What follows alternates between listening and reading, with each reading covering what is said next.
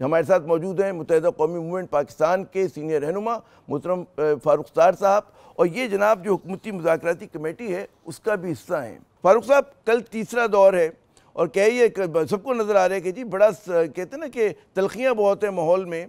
इन हालात में आपको क्या लगता है, मुज़ाकरात के हवाले से क्या इम्कानात लगते हैं? मेरे ख्याल में ये जो मुज़ाकराती अमल जब शुरू हुआ ना जी, और जो शुरू में 2 राउंड्स हुए, 2 मीटिंग्स हुई, उसके बाद अभी तीसरी मीटिंग का भी इनेकाद होना, बावजूद इसके कि गोलाबारी हो रही है, बयान बाजी का सिलसिला रुक नहीं रहा। इसका मतलब ये कि देखें, इस अमल पर भी कायम रहने का फैसला हुआ है ना। अपोजिशन की जमातें भी इस पर कारबंद तख्ती के साथ और हुकूमती जमात भी, ये इम्यूनाइज है, ये कम्युनिटी इम्यूनाइज है। इसे टीका लगा दिया है कि भाई बाहर जो भी कुछ हो रहा है उसका असर नहीं लेना, इस अमल को पटरी से उतरने नहीं देना, और समय हर हाल में तीसरा राउंड भी करना है और उसके बाद तो चौथा राउंड भी करना है, और ये सिलसिला कायम रखना है। अच्छा, ये आपकी ख्वाहिश बड़ी अच्छी ख्वाहिश है कि जनाब चौथा राउंड भी करना है, 5। लेकिन कल मेरे साथ एक पीटीआई के सीनियर रहनुमा थे प्रोग्राम में, उन्होंने कहा कि अगर टेंजिबल कोई पेशरफ्त नहीं होती तीसरे दौर के बाद, मसलन कि जुडिशल कमीशन का वो कायम नहीं किया जाता, हुकूमत कोई श्योरिटीज़ नहीं देती, तो चौथा दौर नहीं होगा। जी, देखिए, वो आखिर मीटिंग में करे ना, क्योंकि इससे पहले की 2 मीटिंग में वो जो बात करके गए हैं वो पीटीआई के इस रहनुमा से मुख्तलिफ है।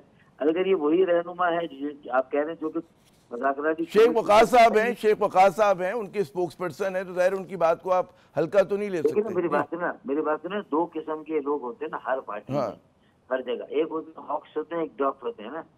और जो हॉक्स है उनका काम वो अपना करेंगे काम, ये सबको जिम्मेदारियां दी गई होती है ना जमातों में, तो भी आपका काम ये है, आपको ये करना है, चाहे मुज़ाकरात चल रहे हो कुछ भी। और यही तो इम्यूनिटी है।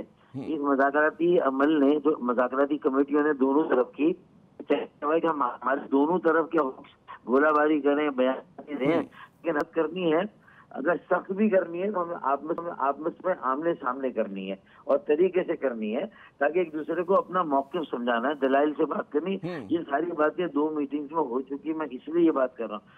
अच्छा, फारूक साहब, ये एक बड़ा सवाल बनता है कि हुकूमत क्या देने की पोजीशन में है आपके ख्याल में? ज़ाहिर है कि आप हुकूमत का हिस्सा भी हैं, उनकी मशवरा भी देते हैं, तो क्या हुकूमत क्या दे सकती है तीसरे राउंड में? देखिए, हुकूमत ही देने की पोजीशन में होती है ना। पोजीशन को अपनी चीजों पर जिद और अना को पीछे छोड़ना होता है, अपने मौके से नीचे आना होता है।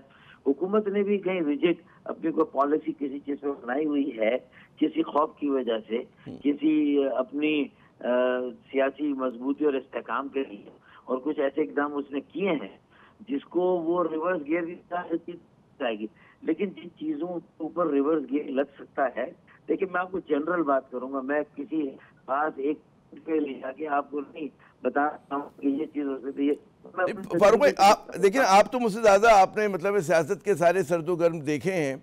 हमेशा ये होता है कि जब भी मुज़ाकरात होते हैं माहौल बनाया जाता है। अब यहाँ जो माहौल बनाया जा रहा है उसमें लग ये रहा है कि जी मुज़ाकरात को नाकाम बनाने के लिए माहौल बन रहा है, कि जो वज़रा की गुफ्तगू जिस तरह की है, फिर पीटीआई के जो जवाबी वार हैं उसमें इत्तेदाल की बात तो बहुत कम लोग कर रहे हैं, ना होने के बराबर है। जी, मैं समझता हूँ, देखिए ये चूंकि अगर तय ना हुआ होता ना 2 मीटिंग्स में कि हमें मुज़ाकरात को डिरेल नहीं होने देना, लेकिन किसी भी एक फरीक का हक है ना, अगर वो कोई बॉटम लाइन बनाकर आना चाहता है कि भाई मेरी ये आखिरी लिमिट, अगर ये चीज मुझे लगा के आगे बढ़ेगी तो ठीक है, वरना हम तो पता चल जाएगा कौन मुज़ाकराती अमल से आउट होता है।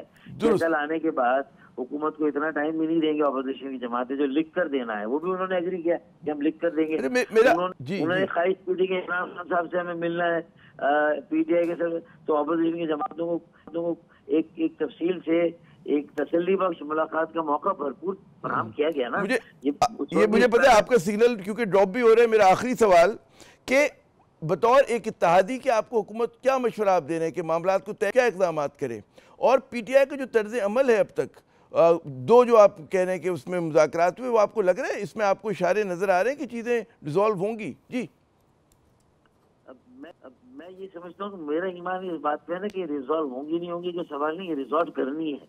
मैं तो इस बात पे बिलीव करता हूँ। और देखे ना, अगर आप कोई और बात करना चाहे chief of the army staff का भी हाल ही में ये बयान आया ना कि भाई गलतियां होती हैं सबसे, और फिर उसका अदराक होना चाहिए, उसका एतराफ होना चाहिए, कि माफी होनी चाहिए, कि उसी चीज में फंस के थोड़ी रह सकते, फिर आगे बढ़ना चाहिए।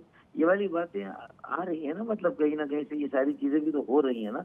तो मेरा कहने का जी, तो मतलब ये अहम बात आपने की कि जनाब जज्बा ये होना चाहिए कि मामलात को तय करना है, हर हालत में तय करना है। बहुत बहुत शुक्रिया फारूक सर साहब।